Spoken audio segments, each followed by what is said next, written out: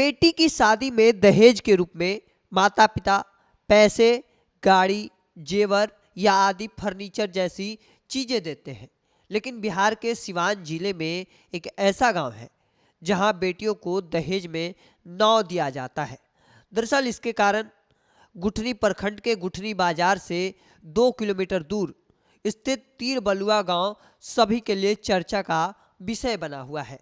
दरअसल तीर बलुआ गांव किसी अजूबे से कम नहीं है।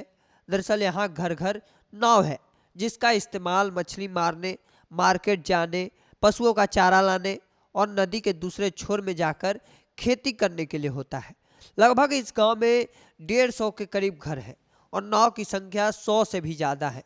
जिले के दूसरे गांव से तुलना करें तो तीर बलुआ गांव में सबसे अधिक नावों की संख्या है और यही बड़ी वजह है कि ग्रामीणों ने बताया कि बेटी की शादी में हमें नाव दहेज के रूप में देना पड़ता है। इसके 2 कारण हैं। एक, गांव में जो है गांव पानी से घिरा हुआ है। दूसरा, गांव में ही नाव बनाने की परंपरा चली आ रही है। पुराने जमाने से ही गांव के लोग खुद ही नाव तैयार कर लेते हैं। 2 से 3 दिनों में नाव बनकर तैयार हो जाता है।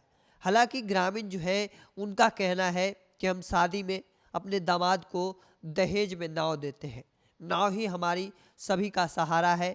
अब तो यहाँ ऐसा प्रथा सी बन गई है, गांव के बिना तीर बलुआ गांव में जीवन की कल्पना नहीं की जा सकती। और हालांकि तीर बलुआ गांव की जो अगर हम कहानी बताएं तो उसमें गांव में करीब 150 से ज़्यादा परिवार हैं। वहीं नाव की संख्या 100 से ज़्यादा है। जिले में सबसे अधिक तीर बलुआ गाँव में नाव है। हर साल बाढ़ की विभीषिका झेलते हैं ये लोग। हालांकि यही बड़ी वजह है कि नाव सबसे ज़्यादा हर एक घर में है। नाव के सहारे ही इन लोगों की जिंदगी चलती है। हालांकि नाव के सहारे जिंदगी काटना कितना मुश्किल है, ग्रामीणों ने बताया है कि नाव पर ही अब जिंदगी बनी हुई है। नाव ही हमारी रोजी रोटी है। हमारे पास कुछ नहीं है, खेती बाड़ी भी नहीं है। थोड़ी सी बहुत खेती होती है तो बाढ़ में हर साल बढ़कर चला जाता है। जिसका घर नहीं चल पाता वह सब कुछ छोड़कर पलायन कर जाते हैं। तमाम जो गांव के लोग हैं उनका क्या कुछ कहना था। नाव से हम लोग मछली पकड़ने का काम करते हैं। 1-2 किलो मछली पकड़ते हैं और उसी से रोजी रोटी का इंतजाम होता है। नाव को हम अपने हाथ से बनाते हैं। एक नाव को बनाने में 15 से 16 हज़ार लगता है।